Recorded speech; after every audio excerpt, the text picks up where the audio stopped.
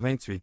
Les convaincus sont ceux qui s'approchent de ceux qui sont dans la même condition, pour échanger des impressions nuisibles sous un vernis d'apparence spirituelle.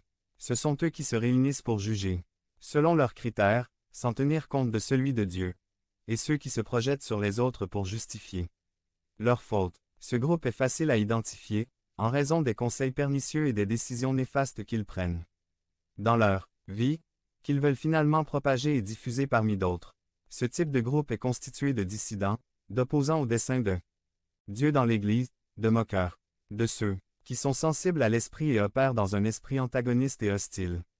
Ceux-ci ne pourront pas exercer un leadership important dans leurs églises en raison de leur incompétence et de leur manque de caractère spirituel. L'inconstance et la double pensée seront leur mode de vie et ils ne seront jamais efficaces.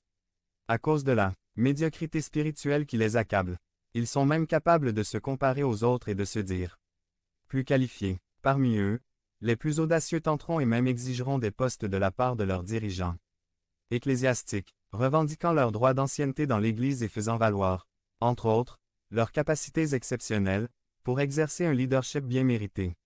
Ils feront pression sur leurs pasteurs en annonçant leur retrait de l'Église s'ils ne cèdent pas à leurs revendications. Si les dirigeants spirituels ne sont pas bien fondés, ils tomberont dans le piège des convaincus, les plaçant dans une mauvaise position pour satisfaire leurs exigences, entraînant ainsi un obstacle à elle'. Œuvre de Dieu qui empêchera son progrès. La Bible dit que les pécheurs ne pourront pas se lever dans la congrégation des justes.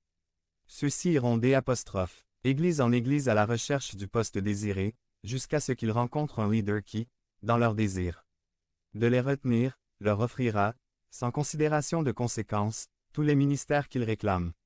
Une fois qu'il aura causé de grands ravages spirituels dans son œuvre, il quittera précipitamment cette église pour poursuivre sa mission destructrice dans une autre. Ces éternels pèlerins ne trouvent jamais de repos pour leurs pieds, car ils n'ont aucune base stable. Pour les soutenir, l'appel de Dieu est à la repentance. Devenez membre de la chaîne et AIDEZNOUS à propager la parole de Dieu à travers le monde. Vendredi 15 mars 2024. Parlez à Dieu en 5 minutes. Description de la vidéo. S'il n'y a pas de véritable repentance, il n'y a pas de solidité spirituelle. Vous pouvez vous demander, qu'est-ce que la vraie repentance? Existe-t-il une vraie repentance et une fausse repentance? La réponse est oui. La vraie repentance est ce qui produit du fruit. D'un autre côté, le faux est celui qui maintient les mêmes normes et modèles pendant des années au sein de l'Église, sans remarquer la différence. La seule façon pour une personne convaincue de trouver la paix et le réconfort dans son cœur est par le repentir. C'est la première étape pour se convertir au Seigneur. C'est pourquoi repentez-vous et convertissez-vous, afin que vos péchés soient effacés, afin que des temps de rafraîchissement viennent de la présence du Seigneur. Acte 3, 19. La Bible dit que si vous ne vous convertissez pas dans votre cœur, vous serez déracinés comme la balle que le vent chasse. Ils n'auront pas non plus l'occasion d'élever une voix accusatrice, d'accuser le pécheur, et encore moins de s'excuser le grand jour du jugement. Psaume 1, 4 à 5. C'est pourquoi maintenant, dit l'Éternel, tournez-vous vers moi de tout votre cœur, en jeûnant, en pleurant et en deuil. Déchirez votre cœur, et non vos vêtements, et retournez à Jéhovah votre Dieu, car il est miséricordieux et compatissant, lent à la colère et riche en miséricorde, et attristé par le châtiment. Joël 2, 12 à 13. Les convertis et leur plaisir spirituel. Il y a une grande différence entre une personne convertie et une personne convaincue. Le premier est un individu béni, le second est un malheureux. Béni est la traduction du mot grec makarios qui signifie heureux, joyeux, béni, satisfait, etc. Le psalmiste dit qu'il est béni parce qu'il vit une vie de consécration totale, séparé des désirs mondains qui luttent contre l'âme. Un converti ne s'unit pas à des jougs inégaux pour participer à ses débauches, ni ne s'associe aux pécheurs pour participer au conseil des méchants. Il ne critique pas, mais prie. Il ne détruit pas mais construit. Il n'exige pas, mais attend. Il ne supporte pas le mal des méchants, mais il ne se convertit pas. Non plus à eux. Il ne s'assoit pas à la place des moqueurs pour participer à leurs propriétés destructrices, mais il les combat avec patience et doctrine, depuis sa position spirituelle. Un frère converti afin de la parole de Dieu et la médite tout le temps.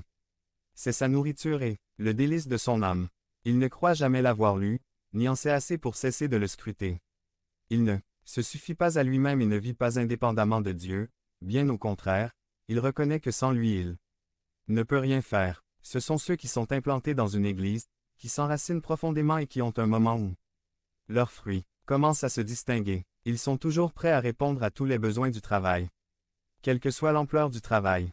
Ils ne méprisent jamais les soins de santé des apostrophes. Une église. Ils les considèrent plutôt comme un honneur, car ils reconnaissent que garder le temple de Dieu en bon état est l'une des vertus et des privilèges de ceux qui aiment leur foyer. Ce sont les frères dont le feuillage spirituel sera toujours vert, sain et luxuriant. Autrement dit, votre apparence, votre caractère et vos motivations spirituelles seront toujours nourris et renforcés.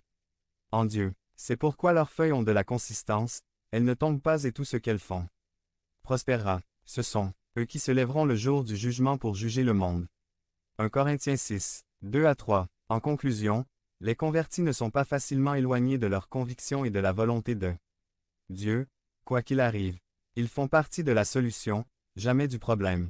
Devenez membre de la chaîne et aidez-nous à propager la parole de Dieu dans le monde entier. Vendredi 15 mars 2024.